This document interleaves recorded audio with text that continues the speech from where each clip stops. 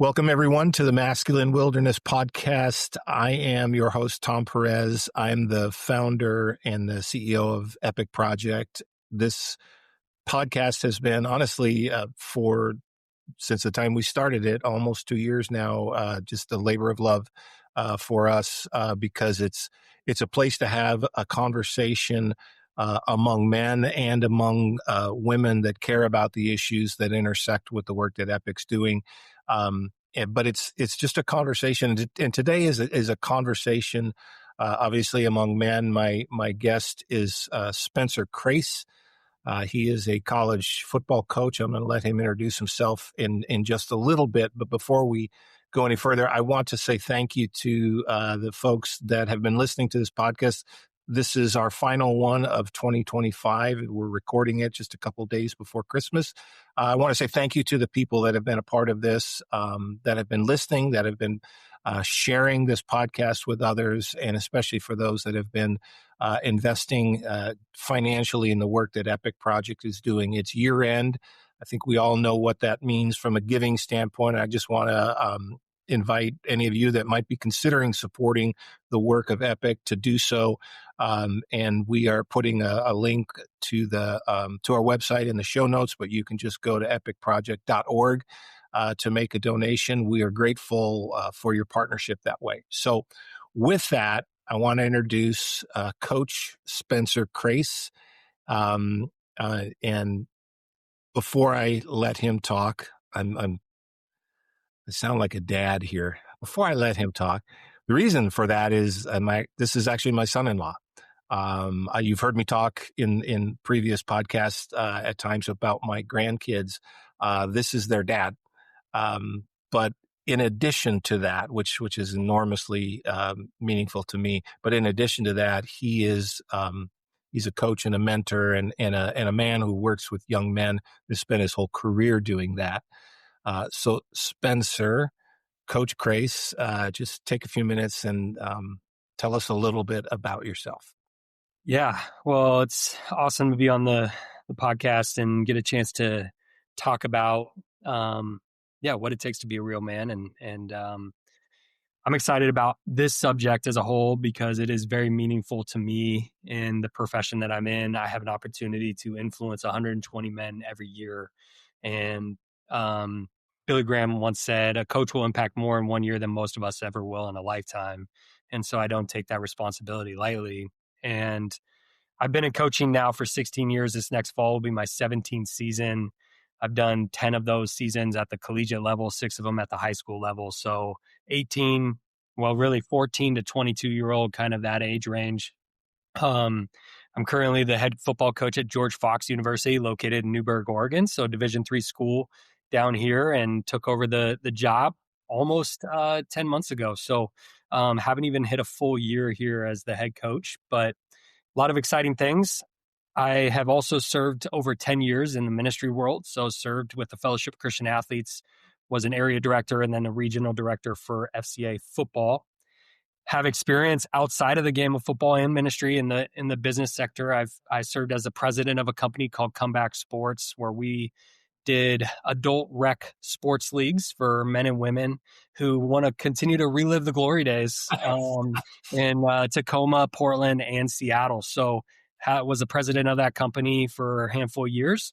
And then worked with a company called Snap Raise and worked with teams to help raise money through kind of crowdfunding platforms. And so have a wide array of sales, marketing, fundraising, ministry, business development, and coaching. And I think that is what helped prepare me into the role that I am in today as the head football coach here. What was your earliest memory as a kid in sports? Because like what you just described is there's so many intersections with competitive sports, but like what was your earliest memory yourself as an athlete?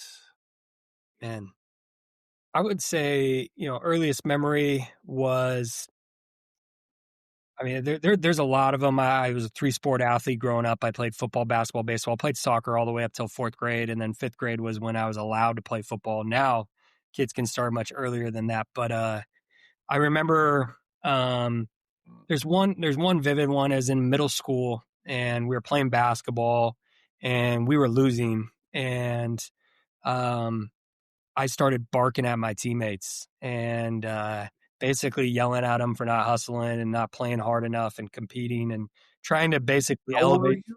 How old I was were you? I was in middle school, probably, yeah, Yeah.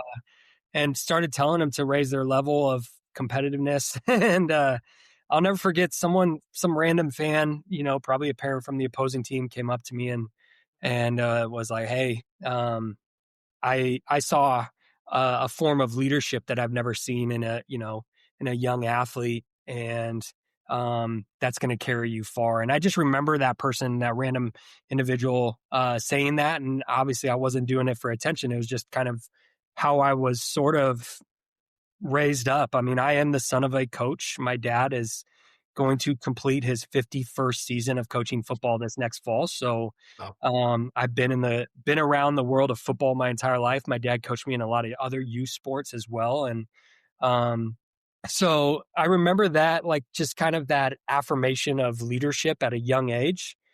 Probably the most meaningful memory that I had growing up was winning the state championship in football and basketball in one year. And that 1 year, my junior year of high school, was probably the year that stands out the most for me as an athlete. Yeah. I went in and my dad named me the starting quarterback. And the year before that, my sophomore year, we went to the state championship with another quarterback who was a good player, but him and I were in rotation. We ended up losing the state championship. We went into that offseason, and I told my dad, I'm like, "Hey, I believe I'm prepared and ready to be the guy. I think this other guy could help us in other factors." And my dad looked at me and goes, "Look, if I name you the starter, you can't lose." And Wow. he said, "This whole town will come after us because I'm putting my son in this position Yeah. after a year of just going to the state championship." And so, kind of going back to that middle school, right? Like that form of leadership and confidence in my own self and my own ability. And we ran the table, went 13-0, won the state championship on a Saturday. The next Sunday, I called my basketball coach up and I said, "Hey, what do I need to do to play in the basketball game on Tuesday?" He said, "Meet me at the gym on Sunday." I did a private workout with him, ended up playing in the basketball game on Tuesday. We went all the way to the state championship, went 26-2, won the state championship in basketball on a Saturday. On Sunday, I called my baseball coach up. I said, "What do I need to do to get prepared for the upcoming game that we have scheduled this week?" And he said, "Meet me at the baseball field." So that Sunday, I went to the baseball field, took ground balls. I was a third baseman, and ended up playing, starting the baseball season, went all the way to the state semifinals. And we ended up losing in the state semifinals in baseball. So my junior year was a wild year. Didn't take one day off. Almost won the Triple Crown in all three sports. And but I go back to that original memory of someone affirming me as a young man with character and leadership, and how that's kind of played into my development through the world of sports. Has been a fun journey. That's an intense experience, especially at, what were you, 16? That junior Yeah, year, 15, yeah, 16? 17. Yeah. Like thinking back on that experience now, in what ways beyond the football field did that experience form you? Like good and bad. Like I'd be curious to know, like there's some downsides to that, but how did that shape you as a young man looking back on it? Well, it shaped me in the way that I learned that, um, like, well, shaped me just from perseverance, right? And just having to put distractions aside, right? Like when your friends that aren't playing a winter sport that want to go do snowboarding up at the mountain or what are like, I'm an avid sledder. Never been a snowboarder or skier because of these reasons. Just never had time Yeah. to go to the mountain.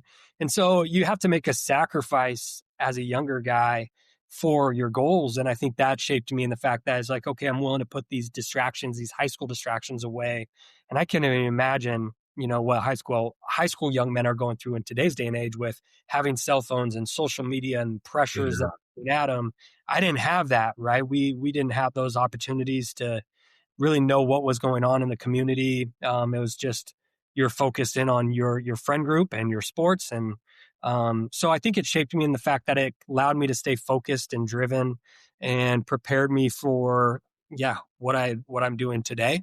Yeah. Um, I as an athlete, it made me a better athlete. It also made me a better person because I had to take criticism and coaching from multiple different voices, and I had to put myself in uncomfortable positions. So playing basketball at 5'10", and maybe not necessarily my gifted sport, but it was a sport I probably loved the most. It forced me out of my comfort zone and developed things that I had to work through.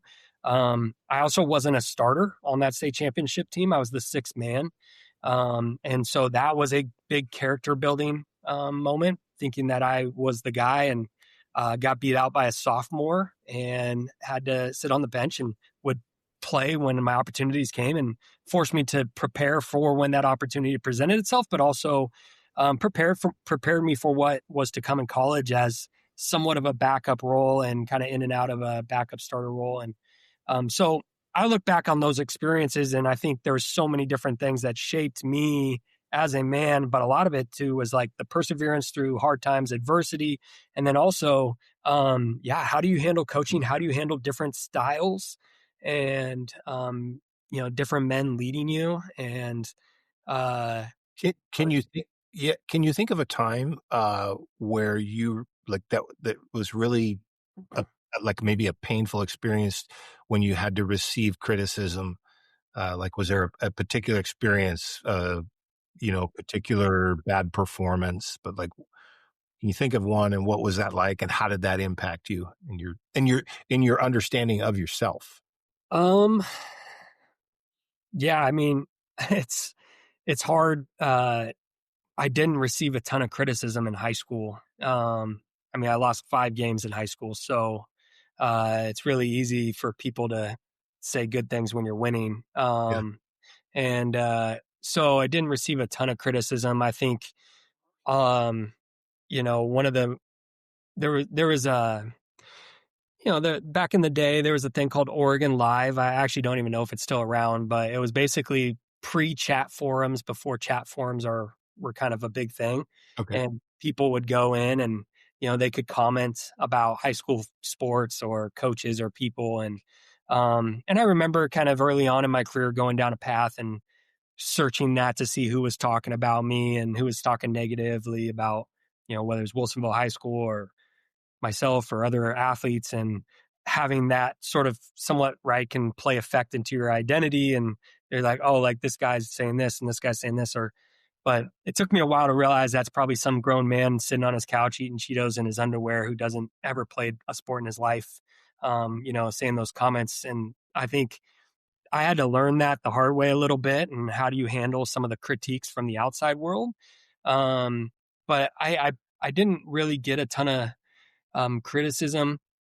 But I remember for the first time really experiencing standards and being saying, okay, this is the standard. And it was my basketball coach. My basketball coach is still coaching at Wilsonville High School. He's one of the best basketball coaches in the state of Oregon, probably will go down as one of the best all time. And he practiced on New Year's morning day every year and at like 8 a.m. And I overslept. I Mm. missed practice. And I woke up with about like 30 minutes into practice. And I knew that if I were to come to practice, I was going to have to watch my teammates run on my behalf. And so I made the conscious choice to stay home, not go to practice. He called me, was like, hey, why'd you miss practice? I said, I overslept, blah, blah. He goes, why didn't you show up? I said, I didn't want to put my teammates in that situation. He said, all right, well, you have an opportunity to either dress but not play in the upcoming game, or sit on the bench. And, I think we wore a suit and tie basically is what he did. And the ego in me didn't want anyone to know that I was on the bench and not getting playing time. So I wanted everyone to know, like, yeah, the only reason I'm playing is because I've made a bad decision. So I chose the route of not suiting up. And we had a little bit of conflict because of that. And I didn't disagree with his punishment, but if I think him holding the line, as a senior and saying this is the expectation, this is what the repercussions, taught me a lot. And so I think back to my career, right? I think of standards. I think of coaches holding standards of me and having those expectations. And I also, I think of like how young kids today and age, I can't even imagine the amount of stuff they experience social media wise and criticism wise. And I experienced it on a very small level. But every opportunity was a growth moment for me throughout my high school and even collegiate career, because I was a 2-sport athlete in college as well. Yeah. Did you ever have to overcome a serious injury? I was playing third base my sophomore year of baseball. We played a 3-game tournament or 3-game series on the weekend. After the third game, I walked off the field and my knee was the size of a softball. And I was like, man, this is weird. I have no idea why my knee's swelling this bad. Never heard it, tweaked it or anything. We went to the doctor, found out that I had basically grinded my knee down and created an inch hole in my femur. And the bone was barely hanging onto the cartilage. And if it had broken off, then I would have to have microfracture surgery. And right at that time, the Blazers had just drafted a 7-footer out of Ohio State named Greg Oden. Really? And Greg Oden had to get microfracture surgery, and it basically ended his career, and he never played again, really. And so because I had played so many sports, I kind of had developed this, knee condition and got surgery immediately, ended up hanging up my baseball cleats for the season. And really that was the biggest like injury I experienced, but it wasn't really anything that was like, crazy, if right? Like, happened in the middle of a moment, you're in pain and agony. It was something that was just like a freak deal over time. But, it was the first time in my life I actually had to stop and slow down, and, I couldn't keep going. And that was my junior year of college. And I think that was another good life lesson. What did that teach you? Yeah, it taught me patience. Yeah. It's an area that, as you can tell, like I've done a lot of businesses and played a lot of sports. Like I can go like the Energizer Bunny sometimes and just not stop. And so for the first time, I couldn't, right? I had to lay in bed and I had to have people help me and serve me, and I had to go slow and I had to rehab and do all those things. So it taught me just patience, and then also trust, and right, that I think for me, right, God had a plan in mind. And I often think, right, through your test comes your testimony. And that was kind of the first true physical test I've had to overcome. Yeah. Talk to me just a little bit about the dynamic of a team, because you've been, 3 sports, all of them team sports. What for you was the best part of being part of a team? Like, what are some of the things that just make you go, yeah, I love being with my guys? What are some of those things? For me, it's the brotherhood. And I know in the sports world, we talk about that a lot, but, that continuity within the brotherhood of, okay, hey, we all have the same goals and aspirations and desires. Now let's go accomplish them together. In the sports I played, not one person could win. You needed the team. So I was always in a team-driven sport, and football is the epitome of that, right? If one guy out of 11 doesn't do his job, then most likely the odds of the play working go down. So I love the camaraderie, the cohesiveness, the brotherhood, right? Like guys coming together and holding each other to a higher standard. And then you also see the selflessness. The year we won the state championship in high school in football, the player of the year was my best friend. He was the second string running back. But he was a player of the year. We were so deep and loaded that we had other guys, and we needed different guys to play their role and know their value and be healthy and fresh. And he was so electric that every time he touched the ball, he was averaging like 13 yards a play, but he wasn't the like premier guy. And so for me, like when you get teams that are willing to lay down their ego in benefits of the goals of the team, like that's great. We say here at George Fox, and it's not a new saying. I never created it. It's, it's been said a long time, but right, like bad teams coaches lead, or sorry, bad teams no one leads, good teams coaches lead, great teams players lead. And when it's a player led team, when they're holding the standard, when they're setting the accountability structure, when they're consistent in their training and development and goals, like, and it's all player led, that's when you're on the verge of greatness. And Yeah. that's the stuff I love most about teams. How do those dynamics translate beyond the field or beyond the court in terms of like your ability to engage in relationships with other guys, especially? Like how does that transfer beyond the field? Yeah, I think it transfers in when you get out of sport and you're in the real world, or you're in the business world, or you're a father or a husband. You have to find ways to get comfortable being uncomfortable. And there's no better place than sports that creates the uncomfortableness. Hmm. Putting a lot of weight on your back and squatting a bar is uncomfortable. Playing center against a 330-pound, nose guard, and him falling on top of you is uncomfortable. Or so sports prepares us to be uncomfortable. And then when you get to the collegiate level, you're playing with guys from so many different walks of life, so many different socioeconomic backgrounds, different religious belief, political beliefs, all those things. And I've seen it firsthand, right? Where guys come in and they're like, well, I grew up in this small rural town, or I grew up in this inner city place, and I don't agree with this. And next thing you know, it creates a divide, or it creates tension, or whatever it may be. And so where I'm seeing that brotherhood, that camaraderie, team coming together, that is the real world. Yeah. Like we have to be willing to sit down across the table from someone who voted differently than us, or someone that believes certain things differently than us. And I have this unique, odd gift that I have no fear of conflict, and actually engage well when someone disagrees with me. My blood pressure can rise, and the ego side of me wants to prove them wrong. But I also have learned over time that because of sport and because of differences in opinion or trainings or styles or whatever, it has shaped me off the field to be able to handle those conflict or handle those conversations better. Yeah. So that's an area where I think, as this stuff that we're talking about, as you carry it into the world, it shapes men.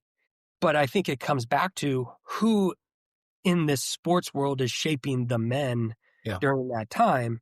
And unfortunately, and quite honestly, like we're seeing it just 2 weeks ago, right? We're seeing coaches sleeping with students, another coach sleeping with employees, athletic directors getting fired for alcohol abuse, NFL players, like all this stuff. Like you're just seeing so much stuff.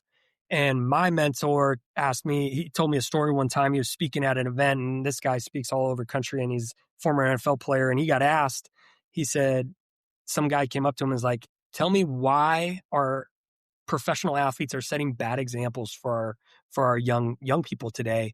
He goes, well, let me ask you a question. He goes, did that NFL player, let's say, have a college coach? He goes, yeah, most likely. Did he have a high school coach? Well, most likely. Did he play middle school football? Like maybe, right? Just depend, right? Yeah. But in today's day and age, most of these kids are starting in youth football. He's like, so let's take it all the way back. Starting in third grade football, that coach had an opportunity to plant a seed in a young man's life and missed the boat because he was so focused on winning a youth championship that he didn't transform the heart of a young kid. And then that just continued to go in. So like oftentimes you see coaches coach the way they were coached. And unfortunately, there's bad coaches. And so that's where I believe we have a platform in the world of sports to transform our culture in the lives of young men by coaching them the way that prepares them for life. and it's important. I Ken Allman was a freshman football coach at William Fremd High School in Palatine, Illinois, my alma mater. And I remember as a freshman, it was a big school. I think when I graduated, 3,500 kids, so it's a huge school, big football program. I was, I think, either second or third string on the freshman B team, like about as low as you can go in that pecking order. And I can remember one day being especially discouraged and walking off the field at the end of practice, and Coach Allman came up alongside me, put his arm around my shoulder, and he goes, "I want to tell you something, son. I think you can be a good football player." And just that, it wasn't, it wasn't a real dramatic, Hollywood speech from a movie or something, but a man who I respected and looked up to just said that. He goes, "I think you can be a good football player, and I don't want you to give up." And now it's not like I went from that moment to a Hall of Fame NFL career, but I had success in high school and much more success in college because of it. It was just, it was just that moment, and the presence of a man speaking something positively into me was really, really formative. So I totally get what you're saying. The power and the influence that coaches have. I want to talk about how, like, you're now on the other end of that formula, right? You're now the coach. But I also, and we can go whichever way you want to go. When you started your coaching career, you were working with young men. Now at this point in your career, you also have two young men of your own. And so I'm curious how, as you think about the power and influence of being a coach, like, how does that shape how you look at your own sons now? Because now, at least the oldest is on the sidelines, and I know this because I'm there with him. But like as a dad, like, what's changed, if anything, in how you view all these things, how you see the formation of men now that you actually have two of them in your own house? Yeah, it's a responsibility I don't take lightly. And I think every time I have an opportunity to speak in front of our players here at George Fox, I speak with the intent or the hope. The end result is that it ripples down into the lives of my two sons. And a good example, we had my son, my 10-year-old son's at practice quite a bit or at the games, and we're walking off the field after a practice, and he asked me, he goes, "Hey, Dad, does so-and-so have anger problems?" And I'm like, "Well, what are you talking about?" And he goes, "Well, he dropped an F-bomb and then punted the ball up into the stands." And he goes, "Why would he do that?" And one, it allowed me to have a conversation, right, with my son of like, okay, hey, this is unacceptable type behavior. Just when things don't go your way doesn't mean you react in that fashion. All right. But it also was eye opening that he was at 10 years old and I didn't even notice it. And I was walking off the field. He Yeah, noticed it yeah. and was perceptive to the situation at hand. So, the next day I followed up with the young man. I was like, "Hey man, just so you know, my son saw what happened on the football field after practice. And um, now I have to go have that conversation with why this is wrong." And, and he was obviously apologetic, but I think it shows a good example, right? That all these young kids are watching. Even if you're a Division III football player, you're not on ESPN, you're not signing NIL deals and all these sorts of things, but like, doesn't matter. You have a platform as a young man or a young adult in the lives of, these little kids as well. And so for me, I talk a lot about that within our team. And it's a big reason as to why my family is around the program as much as possible, is because I want them, A, to see how I father and husband and act as a husband, but B, also like they need to know that their actions, their words, all those things, they're under a magnifying glass. Yeah. And that is how it is in the real world as well. Yeah. And you may think, hey, I'm no longer a part of a team or whatever, but you do one thing, you post one thing, you say one thing, and it'll follow you the rest of your career. And so I get to teach our players that lesson of how do you control your tongue? How do you control your actions?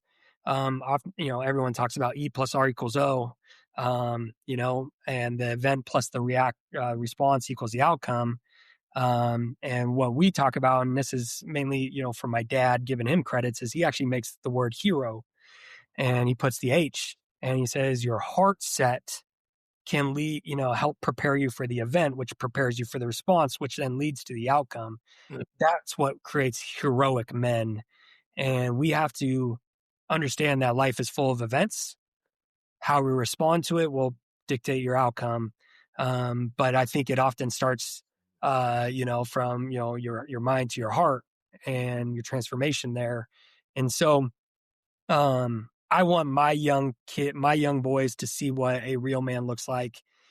And I have that opportunity and that platform to transform the hearts of the guys I get to coach every single day. Now, it is not easy. Yeah. And some of them have been raised completely differently. Some of them, like saying the F word in their family is no big deal. But like all across the board, we're constantly trying to formulate, what that looks like within our culture. And that is important for me as my kids are around the program to see these young men act in a way that I would be proud.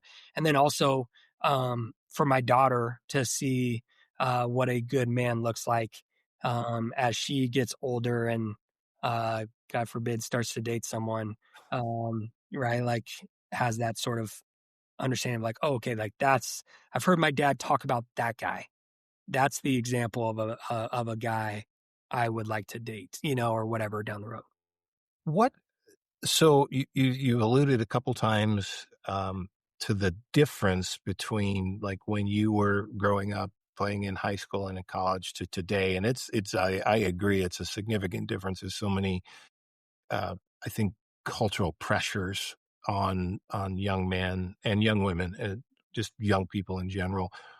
When these players show up at your door in Newburgh, like, what's different about them compared to the teammates that you knew in high school and in college? Like, what are the burdens they're carrying? What are the struggles that they're showing up at your doorstep with? What do you see?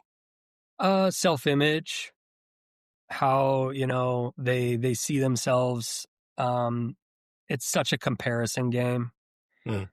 Recruiting, when you and I were going through recruiting, like, I know you had what, like the 16 millimeter kind of deal? Not just, Well, and for the record, I was not recruited, but that's that's another story.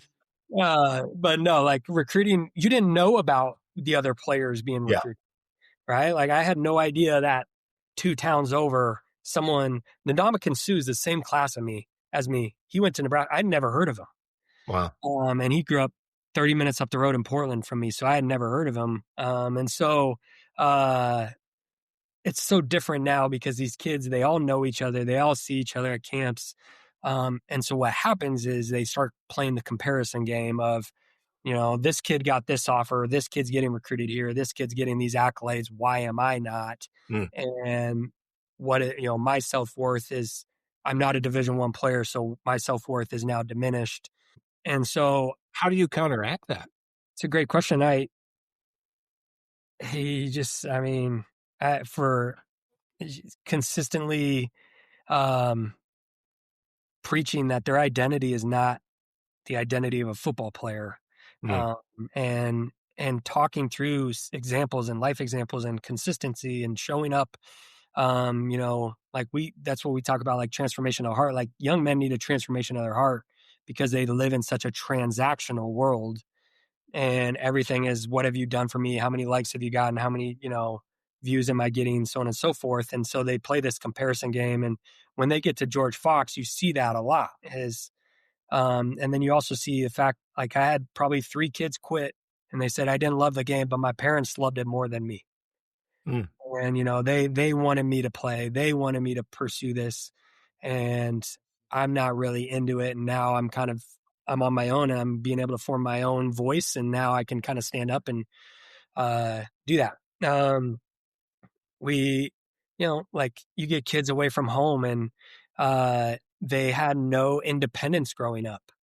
So living on their own, having to form their own structure, having to get their butt out of bed on time and get to class or to drive to the store to buy new toothpaste. Like some of that stuff is like foreign to some of these kids because they've grown up in bubbles and they've been coddled. And, like I grew up very independent. My siblings were all older than me.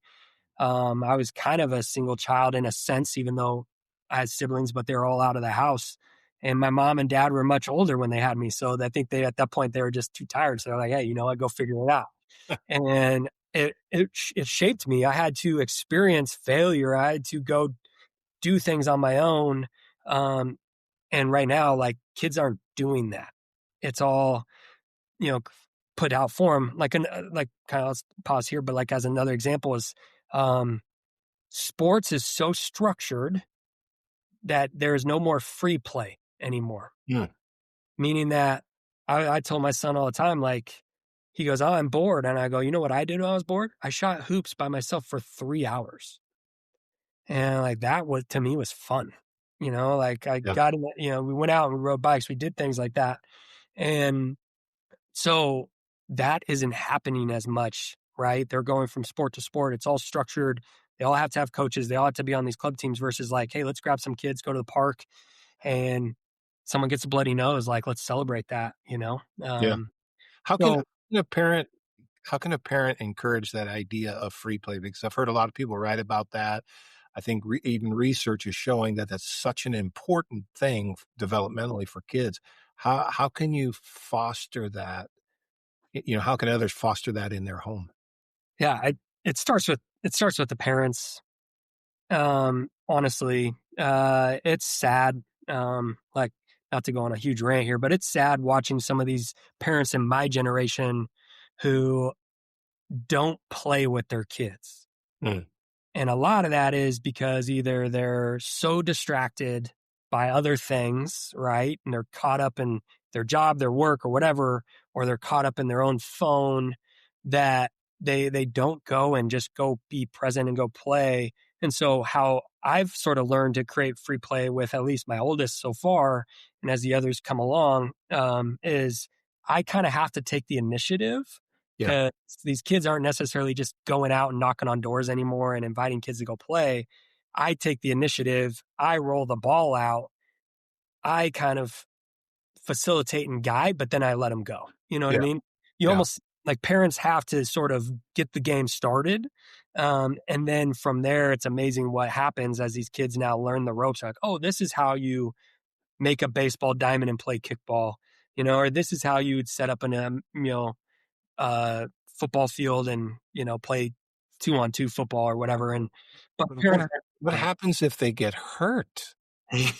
yeah, then they learn to have better body control and stay off the ground. Yeah. Yeah. So, Yeah. uh, I mean, I was at my son's basketball practice and, uh, this kid gets the ball and he's 10 and he like fumbling the ball and then like kind of does this thing. It goes 2 feet and then he walks off the court and then sits on the sideline, twiddling his thumbs, crisscross applesauce. And no one said anything, for the entire practice. And, um, So you the know, play was still going on and he just walked off the floor? yeah, cause he didn't want to be there. Oh, But there was also no coaching, or at least no like structure. And the fact is like, hey, like, this is how you shoot. These are the fundamentals, like, and then also like, it's okay to hold these kids to a different standard, like it's okay if you raise your voice at them a little bit. And, because the first time they get in a board meeting and their boss says something about their productivity, then what are they going to do? Crumble and, and kind of feather away. Like we yeah. have to do that in youth sports. We have to start preparing these kids for life. And it's okay if they get hurt. It's okay if they fail. What do you think from your experience with young men, especially? Like, what are the biggest threats to their overall health and thriving right now? What do you see?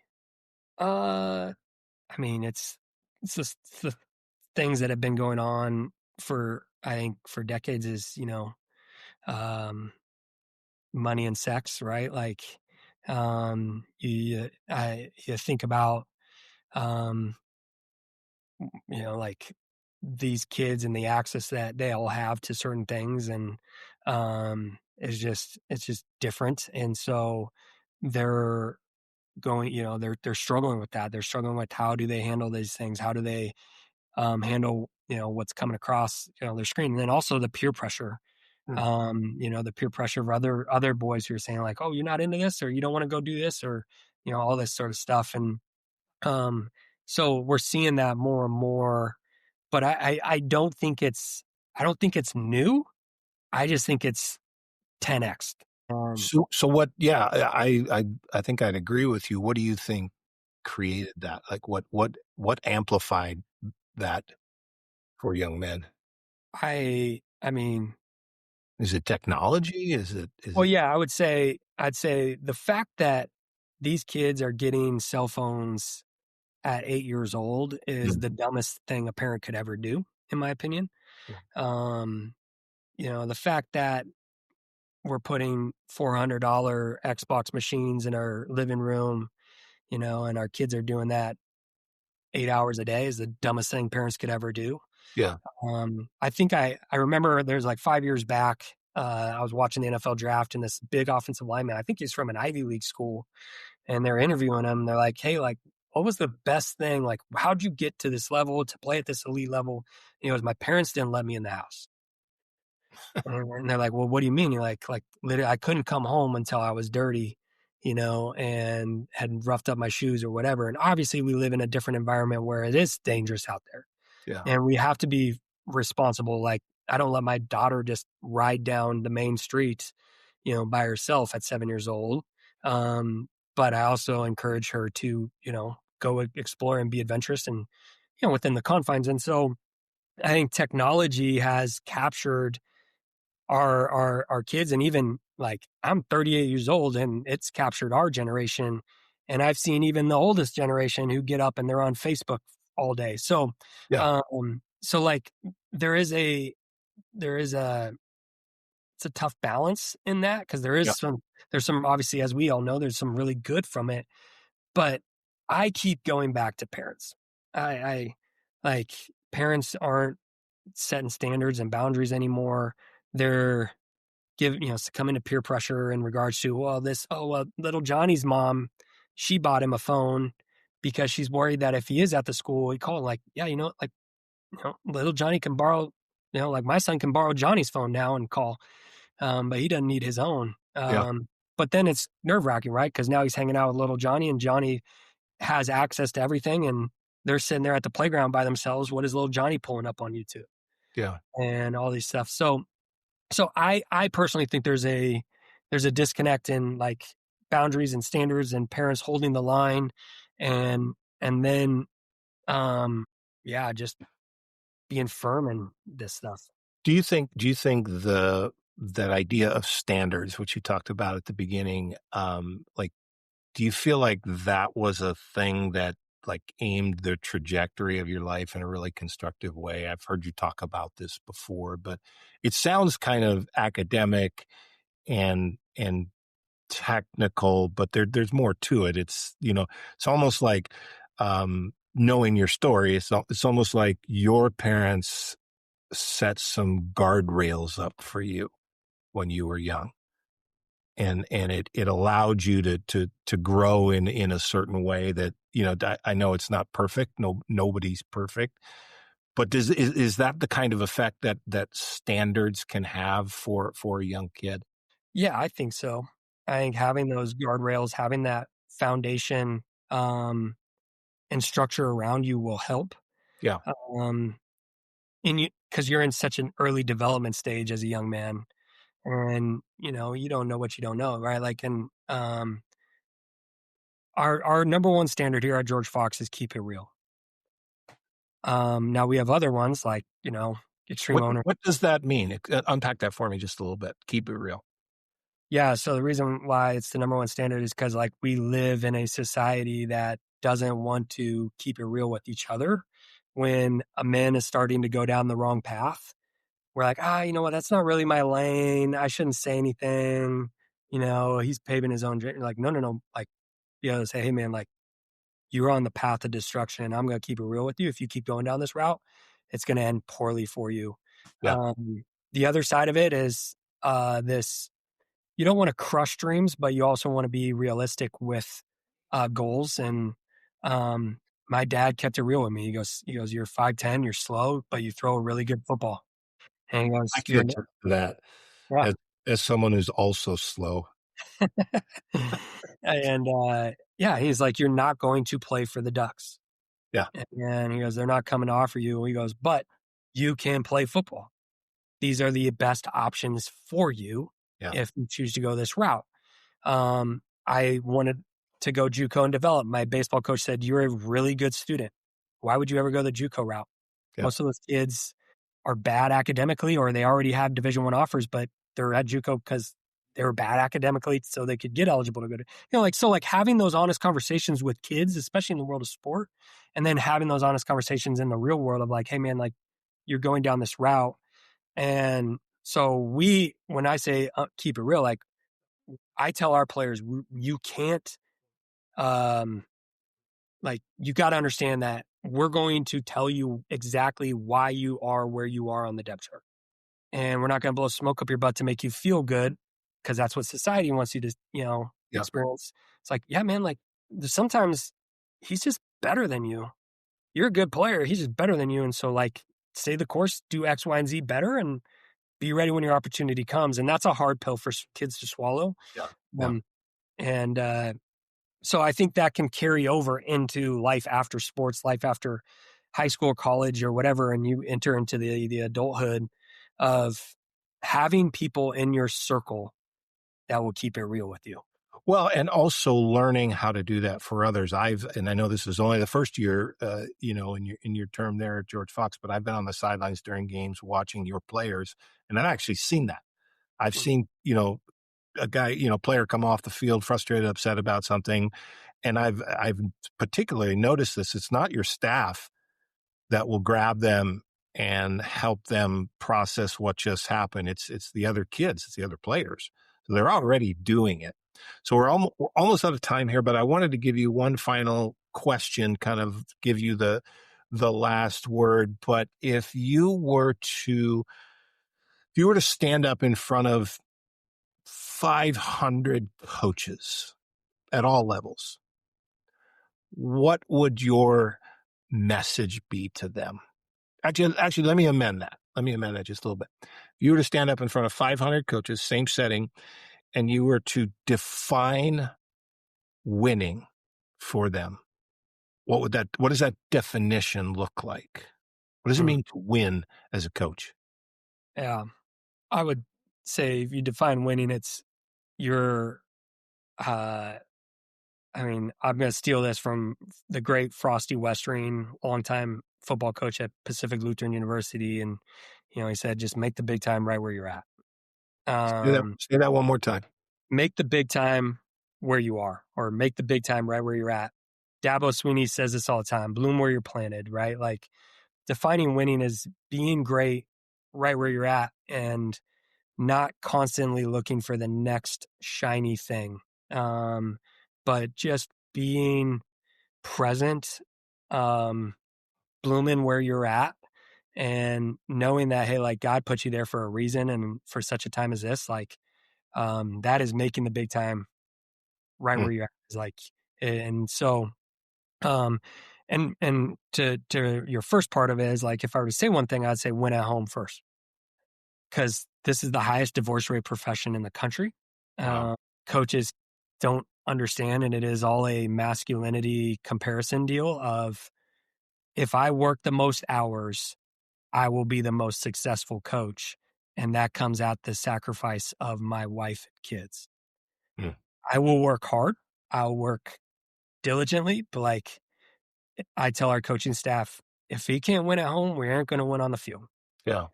And so how are you as a husband and a father at home? Because then what that does is it clears their mind and heart to be present when they are at work and they are on the football field to be the best version of themselves. And so that's what I would share. And I think, honestly, I've done many podcasts and people hardly ever ask me about offense and defense. I'm more passionate about talking about this stuff because I think this is what our culture needs in the world of sports, not just football, but in the world of sports and in the development of the lives of young men. Coach Crace, I'm grateful for you for a whole bunch of reasons, 4 of whom are grateful for this time. Thank you. Yeah, thank you. Thanks for having me.